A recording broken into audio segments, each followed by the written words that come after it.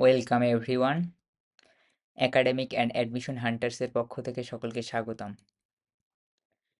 আজ ইনস্ট্রাক্টর হিসেবে আমি মোহাম্মদ ইনজামামুল লোহানী তোমাদের সাথে আছি। আমরা ক্যালকুলাসের বেসিক নিয়ে আলোচনা করছিলাম। আজকের পর্বে আমরা যা যা শিখব: what is continuity and discontinuity, details of continuity and discontinuity, what is increasing and decreasing function, what is extreme value, how to determine maximum and minimum value of a function. আমরা এখন কন্টিনিউটি এবং discontinuity সম্পর্কে জানব। f of x equal to y is a function that will be continue in the point x equal to a if and only if in the point x equal to a left hand limit of f of x is equal to right hand limit of f of x is equal to f of a. That means f of x is equal to y একটা function continue হবে x বিন্দুতে যদি এবং কেবল যদি x বিন্দুতে left hand limit, right hand limit এবং f of a exist করে এবং তারা পরস্পর সমান হয়, তাহলেই সেই ফাংশনটি কন্টিনিউ হবে। Otherwise function will be discontinue.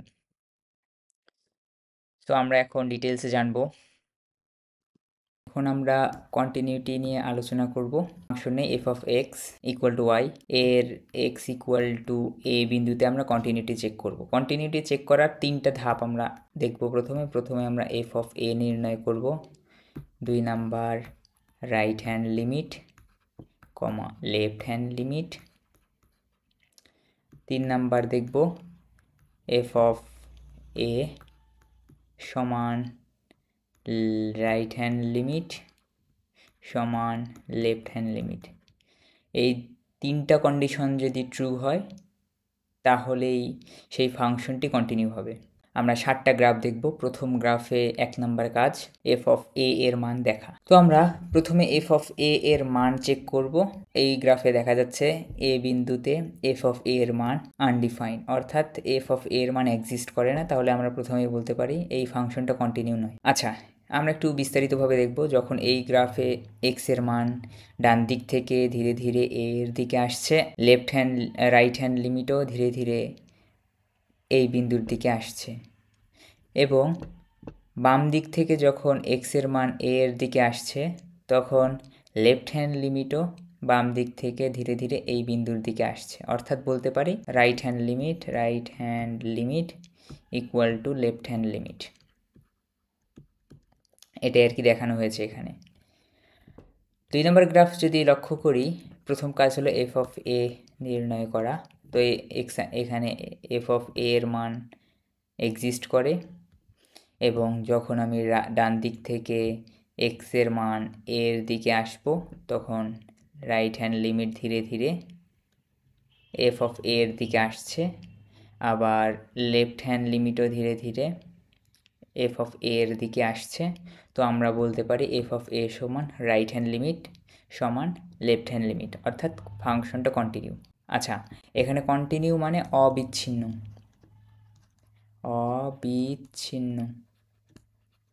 এবং ডিসকন্টিনিউ মানে বিচ্ছিন্ন, এটা মনে রাখতে হবে। তো যেখানে ছিলাম, কন্টিনিউটি চেক করার একটা উপায় হলো আমরা গ্রাফে পেন্সিল বসায়ে এক মাথা থেকে ধীরে ধীরে অন্য মাথায় আসার চেষ্টা করব। যদি পেন্সিল তোলা লাগে তাহলে সেটা ডিসকন্টিনিউ হবে, অর্থাৎ বিচ্ছিন্ন ভাগ আছে এমন বোঝাবে, বিচ্ছিন্ন অংশ। আর যদি পেন্সিল তোলা না লাগে তাহলে সেটা কন্টিনিউ হবে, অর্থাৎ সেটা হবে অবিচ্ছিন্ন। আচ্ছা, এবার 3 নাম্বার গ্রাফ দেখি। এখানে প্রথমত এফ অফ এ এক্সিস্ট করে, দ্বিতীয়ত রাইট হ্যান্ড লিমিট যেটা এফ অফ এর দিকে আসতেছে, অর্থাৎ F of A equal to right hand limit, কিন্তু লেফট হ্যান্ড লিমিট এর দিকে না এসে অন্য একটা বিন্দুর দিকে যাচ্ছে। তো আমরা বলতে পারি F of A is equal to right hand limit is not equal to left hand limit. এবার আমরা 4 নাম্বার গ্রাফ নিয়ে আলোচনা করব। 4 নাম্বার গ্রাফে দেখা যাচ্ছে যে এফ অফ এ এর মান এক্সিস্ট করে, লেফট হ্যান্ড লিমিটটা ধীরে ধীরে এ এর দিকে আসছে এবং রাইট হ্যান্ড লিমিটটা ধীরে ধীরে অন্য একটা বিন্দুর দিকে যাচ্ছে। তো আমরা এখানে বলতে পারি F of A is equal to left hand limit is not equal two right hand limit. এটা বোঝাই যাচ্ছে এটা ডিসকন্টিনিউ ফাংশন। 5 নাম্বারে দেখব। 5 নাম্বারে এফ অফ এ এক্সিস্ট করে, লেফট হ্যান্ড লিমিট অন্য একটা বিন্দুর দিকে যাচ্ছে, রাইট হ্যান্ড লিমিট অন্য একটা বিন্দুর দিকে যাচ্ছে। এখানে আমরা বলতে পারি F of A is not equal to left hand limit not equal two right hand limit. আচ্ছা, এবার 6 নম্বর গ্রাফে যদি আমরা লক্ষ্য করি, 6 নম্বর গ্রাফে দেখা যাচ্ছে যে এফ অফ এ ফাংশনটা এক্সিস্ট করে না এবং রাইট হ্যান্ড লিমিট অন্য একটা বিন্দুর দিকে যাচ্ছে, লেফট হ্যান্ড লিমিট অন্য একটা বিন্দুর দিকে যাচ্ছে। তো আমরা প্রথমেই বলতে পারি এটা ডিসকন্টিনিউ ফাংশন। 7 নম্বর গ্রাফে দেখা যাচ্ছে যে এফ অফ এ এর মান এক্সিস্ট করে, কিন্তু লেফট হ্যান্ড লিমিট অন্য একটা বিন্দুর দিকে যাচ্ছে, রাইট হ্যান্ড লিমিট একই বিন্দুর দিকে যাচ্ছে। তো আমরা এখানে বলতে পারি right hand limit equal to left hand limit but not equal to f of a, তাই এটা ডিসকন্টিনিউ ফাংশন। আচ্ছা, আমরা কিছু উদাহরণের সাহায্যে এটা দেখব, তাহলে বুঝতে পারবো। আমি এখানে একটা ফাংশন নিয়েছি এফ অফ এক্স, যার 3টা কন্ডিশনে 3টা মান আছে, 3টা রেঞ্জ আছে বলা যায়। একটা হলো 5, একটা হলো 5 বাদ দিয়ে 5-এর এই দিকে, আর একটা হলো 5-এর এই দিকে। তো আমরা যদি একটু গ্রাফ দেখি, এইটা 5-এর এই দিকে হবে y ইকুয়াল টু 5√5x, আর 5-এর এই দিকে হবে y equal to X square, আর x ইকুয়াল টু 5 বিন্দুতে হবে 5x, y equal two 5x। তো আমরা এখন এটা গ্রাফের সাহায্যে দেখব, এক্স ওয়াই গ্রাফের সাহায্যে দেখব। আচ্ছা, যখন 5 থেকে ছোট অর্থাৎ 0 থেকে 5-এর মধ্যে আমরা নিব, 5-এর মধ্যে দেখা যাচ্ছে এই গ্রাফটা পাই। এটা কোন গ্রাফ? এই গ্রাফ। আর যখন x ইকুয়াল টু 5 হবে তখন আমরা একটা বিন্দু পাবো, এখানে জাস্ট x এর মান বসাবো 5, তাহলে y এর মান পাচ্ছি 25, অর্থাৎ এটা হচ্ছে 25। আর x যখন 5 থেকে বড় তখন আমরা এই গ্রাফটা পাই, অর্থাৎ y ইকুয়াল টু 5√5x, এই গ্রাফটা পাই। তো আমরা যদি এখানে গ্রাফ থেকে কন্টিনিউটি চেক করি, তাহলে আমরা পেন্সিল বসাবো, বসিয়ে একদম শেষ মাথা পর্যন্ত যেতে পারছি, তাহলে আমরা বলতে পারবো এই ফাংশনটি কন্টিনিউ। এবার আমরা ম্যাথমেটিক্যালি দেখার চেষ্টা করব। আচ্ছা, এখানে লেফট হ্যান্ড লিমিট আর রাইট হ্যান্ড লিমিটে ফাংশন কিন্তু আলাদা। এখানে আমাদের প্রশ্ন ছিল এফ অফ 5 এই বিন্দুটা কন্টিনিউ কিনা, অর্থাৎ এক্স ইকুয়াল টু 5 বিন্দুতে এফ ফাংশনটি কন্টিনিউ কিনা। তাহলে 5 বিন্দুর বাম পাশে যে ফাংশনটা সেটা হলো লেফট হ্যান্ড লিমিটের ফাংশন, আর ডান দিকে যে ফাংশন সেটা হলো রাইট হ্যান্ড লিমিটের ফাংশন।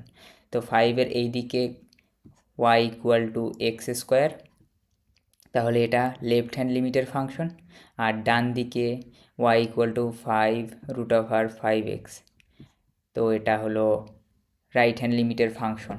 লেফট হ্যান্ড লিমিটে মান বসিয়ে 25 পেয়েছি, একইভাবে রাইট হ্যান্ড লিমিটে মান বসিয়ে 25 পেয়েছি। এফ অফ এ অর্থাৎ এফ অফ 5 যখন নির্ণয় করেছি তখন 25 পেয়েছি। তো আমরা বলতে পারি রাইট হ্যান্ড লিমিট সমান left hand limit is equal to f of 5। তো আমরা বলতে পারি এফ অফ 5 এটা কন্টিনিউ, অথবা বলতে পারি এক্স ইকুয়াল টু 5 বিন্দুতে ফাংশন এফ কন্টিনিউ। আচ্ছা, এবার আমরা অন্য একটি ফাংশন এফ অফ এক্স, একদম হুবহু সেম, জাস্ট আমি মাঝখানের এই কন্ডিশনটা তুলে দিয়েছি। তুলে দেওয়ার পর গ্রাফটা এরকম দেখা যাচ্ছে। এখানে আমরা পেন্সিল বসায় যদি অপর প্রান্তে নিয়ে যেতে চাই তাহলে কিন্তু আমাদেরকে পেন্সিল তুলতে হচ্ছে এখানে। তো গ্রাফ থেকে বলা যায় এই ফাংশনটি কন্টিনিউ নয়। এবার যদি আমরা ম্যাথমেটিক্যালি চেক করি, প্রথমে লেফট হ্যান্ড লিমিট পেলাম 25, রাইট হ্যান্ড লিমিট 25, কিন্তু এফ অফ 5 যখন নির্ণয় করতে যাব তখন এটার মান এক্সিস্টই করে না, অর্থাৎ আনডিফাইন। সো আমরা বলতে পারি এই ফাংশনটি কন্টিনিউ নয়। কোন বিন্দুতে? এক্স ইকুয়াল টু 5 বিন্দুতে কন্টিনিউ নয়, এটা বলা লাগবে। আমরা যদি এক্স ছাড়া অন্য একটা বিন্দুতে নেই তাহলে কিন্তু আমরা পেন্সিল এক প্রান্ত থেকে অন্য প্রান্তে নিয়ে যেতে পারছি পেন্সিল না তুলেই। তো আমরা বলতে পারি অন্য বিন্দুতে ফাংশনটি কন্টিনিউ হবে, এক্স ইকুয়াল টু 5 বিন্দুতে ফাংশনটি কন্টিনিউ হবে না। এখন এ পর্যন্তই, এবার আমরা অন্যান্য বিষয়গুলো নিয়ে আলোচনা করব। ধন্যবাদ। ওকে, ফাইন। এবার আমরা ইনক্রিজিং অ্যান্ড ডিক্রিজিং ফাংশন সম্পর্কে আলোচনা করব। In an interval of x, if in the point x equal to a, f dash of x is greater than 0, That means f of x is increasing with x increases, the function will called increasing function. Similarly, in an interval of x, in the point x equal to a, f dash of x is less than 0. That means f of x is decreasing with x increases, the function is called decreasing function. অর্থাৎ বলা হচ্ছে x এর কোনো ব্যবধিতে a বিন্দুতে f of x ফাংশনটি যদি increasing হয়, অর্থাৎ x বৃদ্ধির সাথে সাথে যদি f of x ফাংশনটিও বৃদ্ধি পায়, তাহলে দেখা যাবে যে x যত বৃদ্ধি পাচ্ছে f of x that means yও তত বৃদ্ধি পাচ্ছে। তাহলে ফাংশন এর ঢাল ধীরে ধীরে উপরের দিকে উঠবে, অর্থাৎ পজিটিভ হবে। এখানে সেটাই বলা হয়েছে f dash of x is greater than 0 হবে। এফ ড্যাশ অফ এক্সকেই কিন্তু বলা হচ্ছে এফ ফাংশন এর ঢাল, তো এটা ধীরে ধীরে ইনক্রিজিং হবে, অর্থাৎ শূন্য থেকে বড় হবে। একইভাবে যদি আমি বলি এফ অফ এক্স, যদি ফাংশনটি যদি এক্স বৃদ্ধির সাথে সাথে যদি এফ অফ এক্স ফাংশনটি ডিক্রিজ হয়, অর্থাৎ নিচের দিকে নামে, তাহলে সেই ফাংশনের ঢাল অবশ্যই শূন্য থেকে ছোট হবে, ঋণাত্মক ঢাল। এই ফাংশনকে বলা হচ্ছে ক্রমহ্রাসমান বা ডিক্রিজিং ফাংশন। আচ্ছা, এবার আমরা ডিটেলসে জানবো। আচ্ছা, আমরা আজকে ইনক্রিজিং এবং ডিক্রিজিং ফাংশন নিয়ে আলোচনা করব। এখানে আমরা একটা সাইন এক্সের গ্রাফ এঁকেছি। সাইন এক্সের গ্রাফ থেকে আমরা ইনক্রিজিং ফাংশন এবং ডিক্রিজিং ফাংশন সম্পর্কে আলোচনা করব। তো সাইন এক্সের গ্রাফ যখন আমরা দেখছি, এখানে এক্স অক্ষের মান যতই বাড়ছে ওয়াই এর মানও তত বাড়ছে, অর্থাৎ এই বিন্দুতে এক্সের মান একটা, ওয়াই এর মান একটা, যখন তার চেয়ে একটু উপরের দিকে যাব এক্সের মানও বাড়ছে, ওয়াই এর মানও বাড়ছে। তো আমরা বলেছিলাম ইনক্রিজিং ফাংশন হলে এমন একটা ফাংশন যেই ফাংশনের এক্সের মান বৃদ্ধির সাথে সাথে ওয়াই এর মান অর্থাৎ এফ অফ এক্সের মানও বৃদ্ধি পাবে। তো এইখান থেকে 0 থেকে π/4 পর্যন্ত দেখা যাচ্ছে যে এক্সের মান বৃদ্ধি পেলে এফ অফ এক্সের মানও বৃদ্ধি পাচ্ছে। তো 0 থেকে π/4 রেঞ্জের মধ্যে আমরা এই এফ অফ এক্সের ফাংশনকে বলতে পারি ইনক্রিজিং ফাংশন। ইনক্রিজিং ফাংশন এটা বোঝার দুইটা উপায় আছে। একটা হলো ঢালের সাহায্যে দেখা। আমরা যখন ঢালটাকে বৃদ্ধি করতে করতে এক্স অক্ষের সাথে ছেদ করাবো, তখন দেখা যায় যে এক্স অক্ষের ধনাত্মক দিকের সাথে সূক্ষ্মকোণ তৈরি হয়েছে। সূক্ষ্মকোণ তৈরি হওয়ায় আমরা বলতে পারি tan theta is than 0, tan theta is greater than 0। 0 থেকে বড় হওয়ায় আমরা বলতে পারি ঢাল 0 থেকে বড়। ঢাল যদি 0 থেকে বড় হয় তাহলে আমরা বলবো সেই ফাংশনটা ইনক্রিজিং ফাংশন।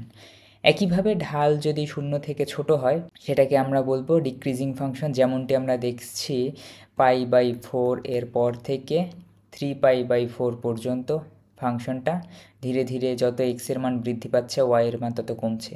অর্থাৎ আমি যদি এই পয়েন্ট কল্পনা করি, এখানে এক্সের মান অনেক বেশি এই পয়েন্ট থেকে, কিন্তু এইখানে ওয়াইয়ের মান দেখা যাচ্ছে যে ঋণাত্মক দিকে চলে এসেছে, অর্থাৎ এফ অফ এক্সের মান ধীরে ধীরে কমছে, ওয়াইয়ের মান যত বাড়ছে, তাহলে আমরা এটাকে কী বলবো?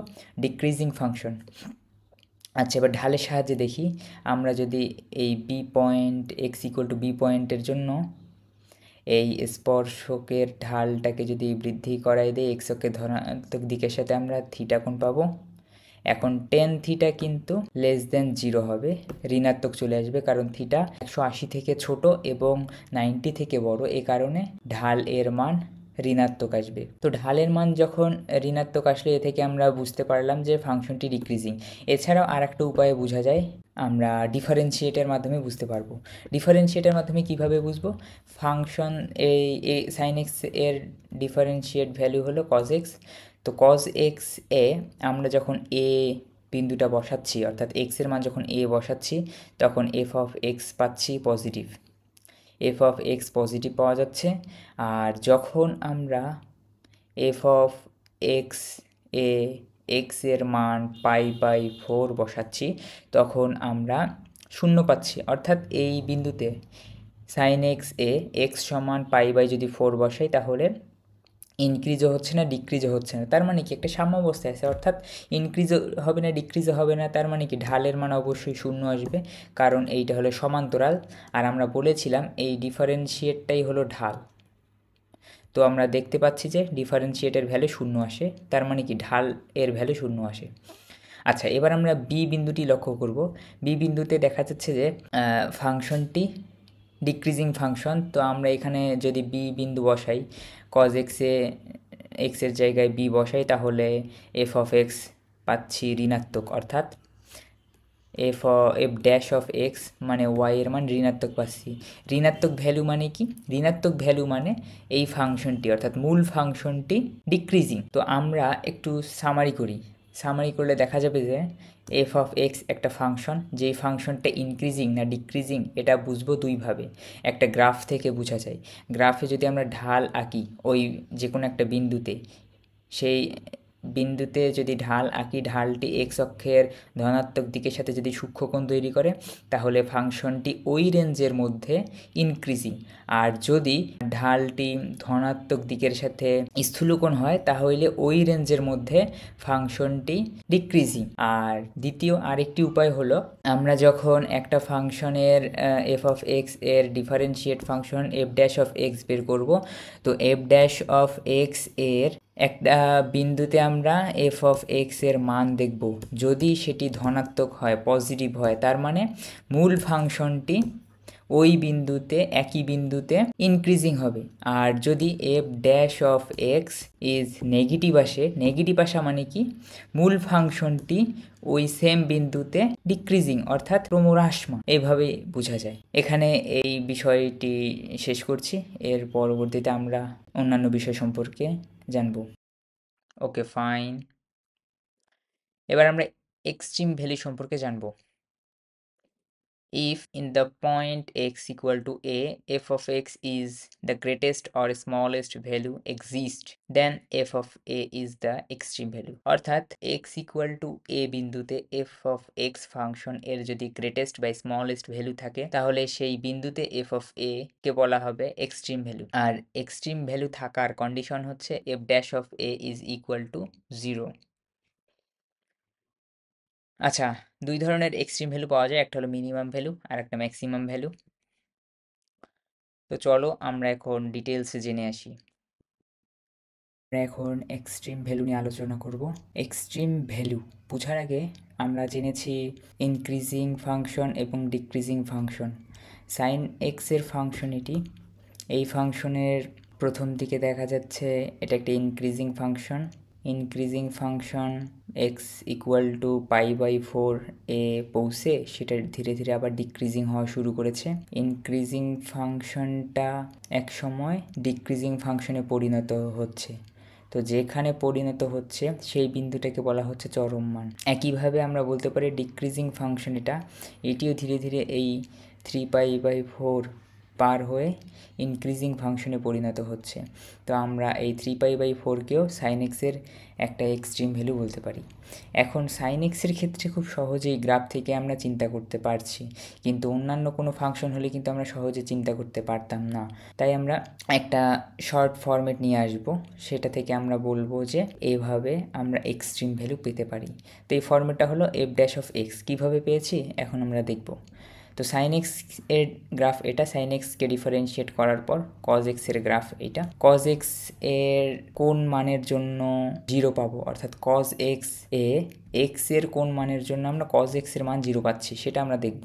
এখানে এক্স ইকুয়াল টু π/4 এর জন্য কজ এক্স সমান 0 আসছে, এবং একইভাবে 3π/4 এর মানের জন্য কজ এক্স সমান 0 আসছে। তো আমরা যদি এক্স সমান π/4 সাইন এক্স এর গ্রাফে বসাই তাহলে কিন্তু আমরা দেখতেছি যে চরম মান পাওয়া যাচ্ছে। একইভাবে 3π/4 যদি আমরা সাইন এক্স এর গ্রাফে বসাই তবু আমরা চরম মান পাচ্ছি। এ থেকে আমরা বুঝতে পারি কোনো ফাংশন এর ডিফারেন্সিয়েশন অর্থাৎ সাইন এক্স এর ডিফারেন্সিয়েট হলো কজ এক্স। কজ এক্সের যে মানের জন্য কজ এক্স এর ভ্যালু 0 আসতেছে সেই মানটাই হচ্ছে মূল ফাংশন অর্থাৎ সাইন এক্সের এক্সট্রিম ভ্যালু।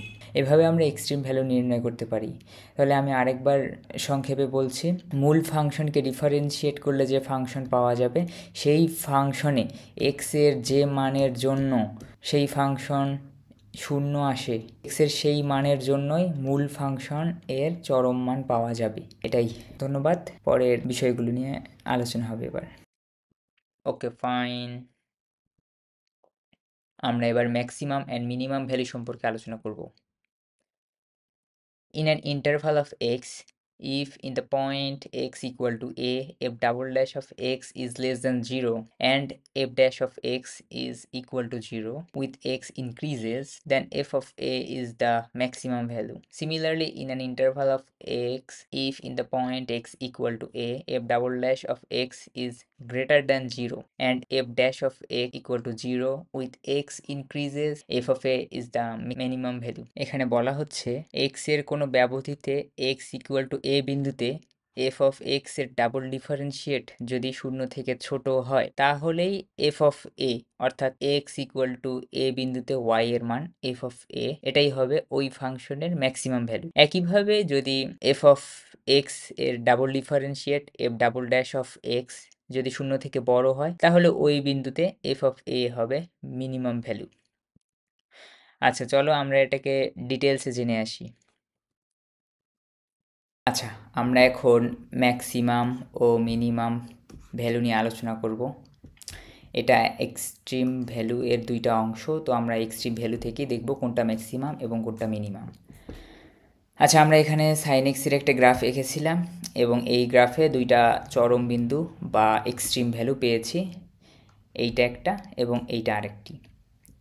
আচ্ছা, এখানে কোনটা ম্যাক্সিমাম ভ্যালু এবং কোনটা মিনিমাম ভ্যালু সেটা আমরা এবার বের করব।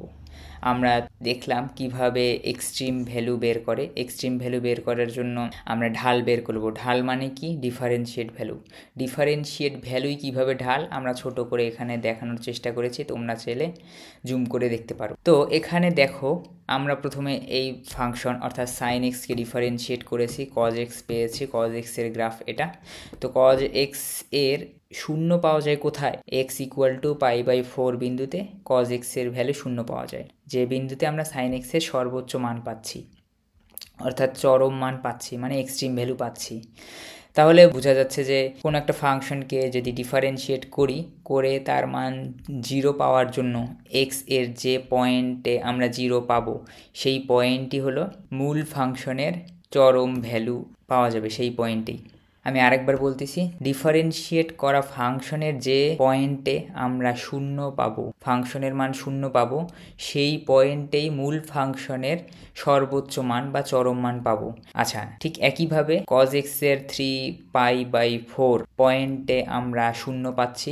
উপরের ফাংশন অর্থাৎ মূল ফাংশন বা সাইন এক্সের গ্রাফ যদি লক্ষ্য করি, সেখানেও 3π/4 এর জন্য মিনিমাম ভ্যালু পাচ্ছি। এখন কোনটা মিনিমাম কোনটা ম্যাক্সিমাম এটা বুঝবো কিভাবে? এইটা বোঝার জন্য আমাকে দ্বিতীয়বার ডিফারেন্সিয়েট করতে হবে। দ্বিতীয়বার যদি ডিফারেন্সিয়েট করি তাহলে মাইনাস সাইন এক্স পাওয়া যাচ্ছে। তো আমরা মাইনাস সাইন এক্সের গ্রাফ যদি লক্ষ্য করি তাহলে দেখা যাচ্ছে π/4 পয়েন্ট, যদি এখানে আমরা লক্ষ্য করি এই জায়গায় π/4 পয়েন্ট আছে, তো এই পয়েন্টে দেখা যাচ্ছে নেগেটিভ ভ্যালু পাওয়া যাচ্ছে, আর 3π/4 এই পয়েন্টে পজিটিভ ভ্যালু পাওয়া যাচ্ছে। তো আমরা ডাবল ডিফারেন্সিয়েটের মান যদি নেগেটিভ পাই তাহলে এটা হবে চরম বিন্দু, এই যে এইখানে চরম বিন্দু বা ম্যাক্সিমাম পয়েন্ট। আর যদি ডাবল ডিফারেন্সিয়েটের মান পজিটিভ পাই তাহলে সেটা হবে মিনিমাম ভ্যালু। এখান থেকে আমরা এই গ্রাফটা যদি একটু পর্যালোচনা করে দেখো তোমরা তাহলেই বুঝতে পারবা। তোমাদের বুঝার সাপেক্ষে আমি আরেকবার রিপিট করতেছি। প্রথম গ্রাফে দেখা যাচ্ছে যে আমরা সাইন এক্সের গ্রাফ নিয়েছি, দ্বিতীয় গ্রাফে সাইন এক্সে ডিফারেন্সিয়েট করে কজ এক্সের গ্রাফ নিয়েছি, তৃতীয় গ্রাফে সাইন এক্সকে ডাবল ডিফারেন্সিয়েট করা হয়েছে এবং মাইনাস সাইন এক্সের গ্রাফ নেওয়া হয়েছে এখানে। তো প্রথম গ্রাফে যখন আমরা এক্সট্রিম ভ্যালু বের করব, তো এটাকে বের করার জন্য আমরা বলেছিলাম ডিফারেন্সিয়েট এর মান 0 নিতে হবে। তো এখানে ডিফারেন্সিয়েটের মান 0 পাচ্ছি কোন বিন্দুতে? এক্স ইকুয়াল টু π/4 বিন্দুতে। এক্স ইকুয়াল টু π/4 বিন্দুতে আমরা যদি প্রথম গ্রাফে বসাই তাহলে এক্স ইকুয়াল টু π/4 এর জন্য আমরা একটা চরম মান পেলাম।